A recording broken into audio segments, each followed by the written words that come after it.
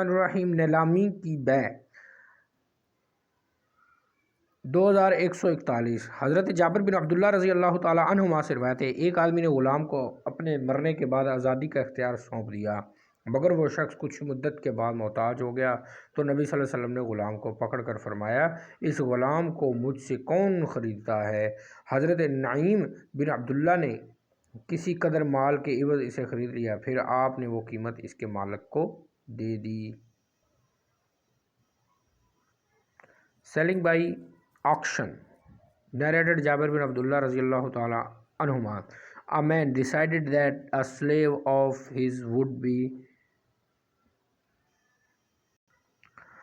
be manumitted after his death, and later on he was in need of money. So Prophet took the slave and said, "Who will buy this slave from me?" Naim bin Abdullah bought him for such price, and Prophet gave him the slave. Sahih Bukhari 2141।